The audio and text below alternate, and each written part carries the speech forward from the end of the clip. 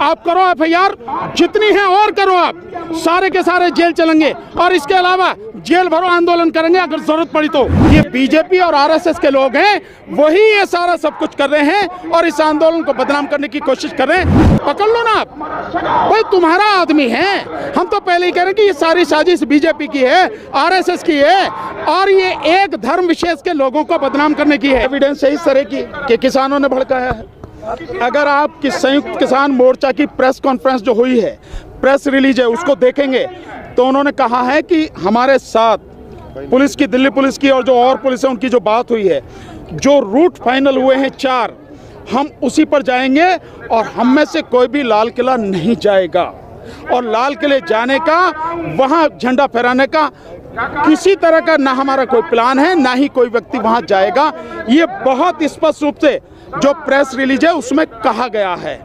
तो लोग क्या कह रहे हैं, गोदी मीडिया क्या कह रहा है, क्या अफवाहें उड़ाई जा रही हैं, प्रशासन क्या षड्यंत्र कर रहा है, इस पे ना जाके तथ्यों पर बात कीजिए। और तथ्यों में यह है कि आप एक सबूत नहीं है, क्योंकि किसी ने कहा नहीं है, किसी की इच्छा, किसी तरह की प्लानिंग नहीं, इच्छा नहीं, जो भी कुछ हुआ है वो सबके सामने है। सर, दिल्ली पुलिस अभी नोटिस लगा के गई है कि 3 दिन के अंदर आपको जवाब देना। क्या जवाब देना है? वो हिंसे से किस बात का जवाब देना? मैंने नोटिस देखा नहीं, आप बताइए क्या नोटिस है? कि हिंसा क्यों किया गया था, उसके पीछे जो ट्रैक्टर ट्रॉली जो रैली में निकाली गई थी वो परमिशन जो मिला था उसका उल्लंघन। तो पुलिस से हम भी ये पूछेंगे कि ये बताओ आप कि जो रूट तुमने दिया था वो रूट प्रॉपर तरीके से कॉरिडोर क्यों नहीं किया आपने? कैसे इधर उधर जाने दिया आपने लोगों को? कैसे वो रूट जैसा बनाना था वैसे न बना के आपने अव्यवस्था क्यों फैलाई खुद आपने? उसकी जिम्मेदारी किसकी है? हम बाद में देंगे, पहले इस बात का जवाब दे पुलिस। 12 बजे का टाइम दिए थे, लेकिन सुबह 8:30 बजे बैरिकेड तोड़ दिए जाते हैं, उनका कहना है। किसका? दिल्ली पुलिस। दिखा दे कि दिल्ली पुलिस के 8:30 बजे बैरिकेड तोड़ दिए। मैं खुद यहाँ पर था, इस जगह पे मैं अगर नहीं होता तो मैं मान लेता बात। मैं यहाँ पर था और यहाँ पर बैरिकेड उन्होंने लगा रखे थे और जो समय तय था उसी पर हम लोग यहाँ से गए हैं, यहाँ से आगे चले हैं। और इस बीच में जैसे मैंने बताया, ये जो 6 लेन हैं, इनमें जो साथी थे, पुलिस को इसको जो बीच में डिवाइडर है इसको तोड़ के रूट बनाना था कि सब लोगों को इधर जाना है और नीचे वाले भी लोग हैं उनको भी सबको उधर भेजना था। कहीं अगर आप लोग उस दिन थे, जो भी थे, उन्होंने देखा होगा, ऐसी कहीं भी कोई इस तरह का रूट नहीं था, कोई पुलिस की प्लानिंग नहीं थी, कोई कॉरिडोर उन्होंने नहीं किया ताकि स्मूथली पूरा आंदोलन, पूरी परेड हो जाए। तो पुलिस अपनी जिम्मेदारी हम पर थोपना चाहती है। सर, जिस तरह से आज पानी बंद कर दिया इलेक्ट्रिसिटी कंपनी जी, तो राइट टू लाइफ का हनन है ना? इससे कोई फर्क नहीं पड़ता, पानी बंद कर दिया। आप आजादी की लड़ाई के देखो, आजादी की लड़ाई में भगत सिंह जी को बिल्कुल निर्वस्त्र करके बर्फ की सिल्लियों पर लिटाया गया था। जाने क्या क्या काम किए गए थे। तो पानी बंद करने से क्या होता है? पानी भी आ जाएगा। सिंघू बॉर्डर पे कुछ लोग गए थे खाली कराने बॉर्डर, क्या कहना चाहोगे इससे? नहीं, मुझे उसकी पता नहीं है। अगर मुझे जब पता लगेगी तो बताऊंगा। जो लोग दिल्ली के लोग ने जो लोग खाली करवाने गए, ये सब झूठी खबर है। ये गोदी मीडिया की बात कर रहे हो आप। वो गोदी मीडिया कह रही है जी चला रही है क्या? तो वहाँ पर लोग नारे लगा रहे हैं कि सिंघू बॉर्डर खाली करो। कौन नारे लगा रहे हैं? बीजेपी के आप बीजेपी के लोगों की बात करो, आम जनता की बात करो। आप बीजेपी के लोग, गाँव के लोग नहीं हैं। मैं सिंघू बॉर्डर पर एक बार नहीं कई बार गया हूँ। वहाँ गांव के लोग अगर उसमें शामिल होते तो गांव के लोग सारी व्यवस्था कैसे करते? गांव से अनाज कैसे आता? गांव से सब्जी कैसे आती? गांव से दूध कैसे आती? सारी व्यवस्था गांव के लोग ही तो कर रहे हैं। वहाँ कैसे होता? अभी आपने बता दिया कि बीजेपी के लोग हैं। ये बीजेपी और आरएसएस के लोग हैं, वही ये सारा सब कुछ कर रहे हैं और इस आंदोलन को बदनाम करने की कोशिश कर रहे हैं, लेकिन किसी कीमत पर भी वो कामयाब नहीं होंगे। एक नाम सामने आया था, लेकिन एफआईआर हुई, उसके लिए क्या कहें? अरे मैं कह रहा हूँ पूरे देश में एफआईआर कर दो, क्या चक्कर है? जेल में ही चल के बैठेंगे, वहीं आंदोलन करेंगे, क्या बात है? इससे क्या फर्क पड़ता है इन चीजों से? ये एफआईआरों से कोई भी डरने वाला नहीं है और कोई भी पीछे हटने वाला नहीं है। आप करो एफआईआर जितनी है और करो, आप सारे के सारे जेल चलेंगे और इसके अलावा जेल भरो आंदोलन करेंगे अगर जरूरत पड़ी तो। इसकी चिंता नहीं है हमें। इन एफआईआरों से हम डरने वाले नहीं है। रोज देखें एफआईआर। दो संगठन अलग हो जाता है यहाँ पर, एक एक करके। दो संगठन कल साथ छोड़ दिया आपका। किसने? 2 संगठन अलग हो गए। किन की बात कर रहे हो? उस भानु गुट की, जिसने सुप्रीम कोर्ट में पिटीशन फाइल करी, वो पहले अपने आप ही छोड़ के भाग गए थे, फिर आके बैठ गए आप, फिर अपने आप छोड़ के भाग गए। ऐसे लोगों की बात कर रहे हो आप? और नहीं, बीएम सिंह साहब अगर चले गए हैं ठीक है, चले जाएं, इससे क्या फर्क पड़ता है?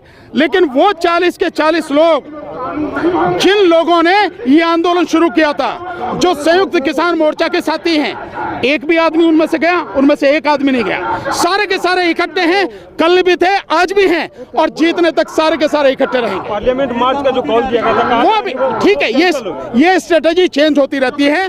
अभी उसको पोस्टपोन कर दिया गया है, इससे कोई फर्क वाली बात नहीं है। वो कल ही बता दिया गया है, योगेंद्र जी ने बता दिया था। आगे रणनीति क्या है? वो आगे बताएंगे आगे की रणनीति क्या है। अभी 30 तारीख तक एक दिन का व्रत रखेंगे, उसकी बात है। बाकी आदमी 200 किसान यहाँ पे गिरफ्तार भी किए गए हैं। चले गए, क्या चले गए? किसान जो है वो वापस चले गए। गिनती करिए आपने, कितने किसान वापस गए? ठीक है तो है। वो लोग गए हैं जो 26 तारीख के आंदोलन के लिए ही आए थे, वही वापस गए हैं। जो लोग पैसे पहले से थे वो लगातार हैं, बल्कि अब उसमें और इजाफा हो गया है। आप काउंट करिए जाके, लोगों की संख्या लगातार बढ़ रही है, कम नहीं हुई है। सर 1 फरवरी का क्या प्लान है? 1 फरवरी को क्या होने वाला है? 1 फरवरी का प्लान पहले बता दिया गया है कि जो वहां पर मार्च था पार्लियामेंट के लिए, उसे पोस्टपोन कर दिया गया है, और 30 तारीख को केवल एक दिन का व्रत रखा जाएगा। बाकी प्रोग्राम आगे जैसे भी होंगे तब बताए जाएंगे। मनु जी, जो लाल किले पे झंडा फहराया गया उसके बारे में क्या कहेंगे? बहुत सीधा सा भाई, वो है आदमी किसका है? वो सन्नी देओल के प्रचार में रहा। सन्नी देओल कौन है? बीजेपी के एमपी गुरदासपुर से।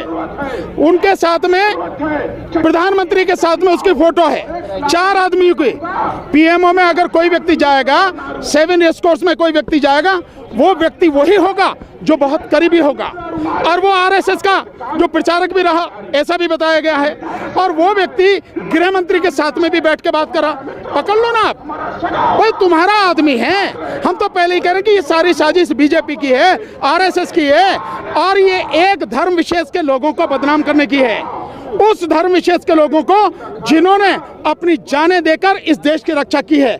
सिख समाज के लोग वो लोग हैं जो कहीं भी कोई दिक्कत, कोई आफत होती है, सबसे पहले सेवा करने वो पहुंचते हैं। इसी कोरोना काल में दिल्ली में ही 2 लाख लोगों को लगातार हर दिन खाना खिलाया।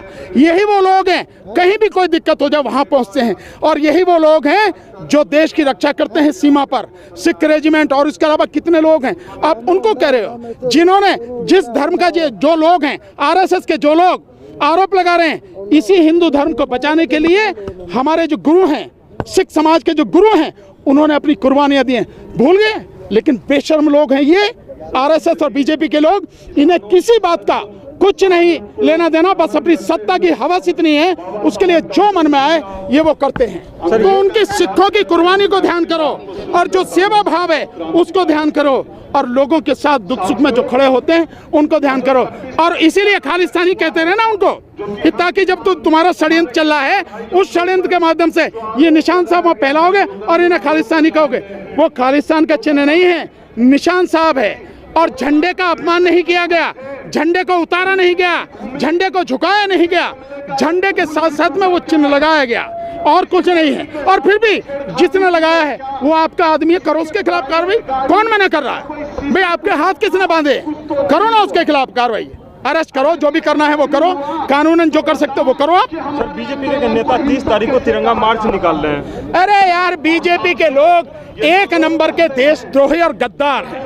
उनकी बात कर रहे हो, वो तिरंगा मार्च निकालो, तब भी उनके दिमाग में जो है ना वो गंदगी चलती है कि किस तरह से सत्ता में बने रहें। ये नौटंकी, ये ड्रामा, ये बीजेपी का और आरएसएस के सारे लोग करते हैं। इससे परेशान होने की जरूरत, करते रहे जो करना। लाल किले में पुलिस को पता था तो पुलिस ने एक्शन क्यों नहीं लिया? क्या पुलिस भी दबाव में थी? मैं समझा नहीं, आप बताएं। आपने जैसे पहले अभी कहा भाषण में अपने, पुलिस को एक दिन पहले पता था कि वेरीफाई कर। वही तो बात मैं भी कह रहा हूँ, और ये मेरा बयान नहीं है, ये पुलिस कमिश्नर का बयान है। जब दिल्ली पुलिस कमिश्नर कह रहे हैं कि हमें मालूम है कौन कौन अराजक तत्व हैं, तो आपके हाथ किसने बांध रखे थे? क्यों आपने कार्रवाई नहीं करी? क्या सरकार ने रोका था? क्या गृह मंत्री ने रोका था आपको उनके खिलाफ कार्रवाई करने से? क्या होने देना जैसा भी हो, किसने रोका था भाई? जब आपको मालूम है कार्रवाई करना आपकी जिम्मेदारी थी, गणतंत्र दिवस था उस दिन, सुरक्षा की जिम्मेदारी आपकी थी, किसी और की नहीं। अगर नहीं की तो इसका मतलब ये, या तो आप नाकाबिल हो और या आप सरकार के साथ षड्यंत्र में शामिल हो, इसके अलावा कुछ। दीप सिंधु के ऊपर अभी तक कोई कानूनी कार्रवाई नहीं की गई है, आपको क्या लगता है? ये आप उनसे पूछो ना, ये तो प्रधानमंत्री बताएंगे, गृह मंत्री बताएंगे, पुलिस कमिश्नर बनाएंगे। जब सारा सब कुछ आपके सामने है, उनका वीडियो सामने है, उनकी जो है फेसबुक लाइव सामने है, करो ना कार्रवाई, कौन रोक रहा है? लेकिन दीप सिद्धू एक और बात बोल रहे हैं कि अगर मैं पोल पट्टी खोलना शुरू कर दूं तो किसान नेता भागने लगेंगे। नहीं तो खोले ना, इसे डराने की क्या जरूरत है?